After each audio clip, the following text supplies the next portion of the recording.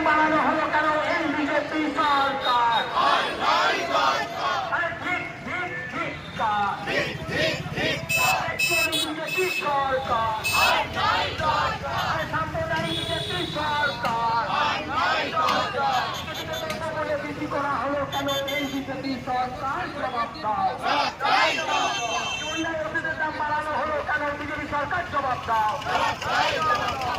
ওষুধের দাম বাড়ানো হলো কেন বিজেপি সরকার? জবাব দাও। জবাব তোমায় দিতে হবে, তাই তো বলি জবাব তোমায় দিতে হবে।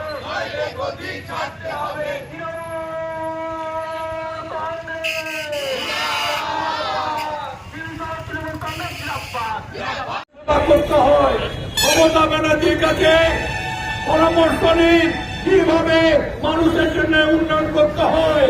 শুধু ওই হিন্দু আর মুসলমান করবেন না, শুধু সাম্প্রদায়িকতার বাতাবরণ তৈরি করবেন না। আমরা সবাই একসাথে আছি, একসাথে চলে আছি। এই বাংলায় আমরা কোনো মতেই আপনাকে একটি জায়গা করবো না, এটা জানিয়ে দিলাম বিজেপিকে, বিজেপি সরকারকে। আমি তাই আপনাদেরকে বলবো আগামী দিনের জন্য তৈরি হন, লড়াই করতে হবে, আরো লড়াই। এরা বাংলার যুব অস্থিরতা তৈরি করবে। এই অস্থিরতা বড় বড় কথা বড় অস্থিরতা বিভিন্ন সময়ে তারা তৈরি করার চেষ্টা করছে।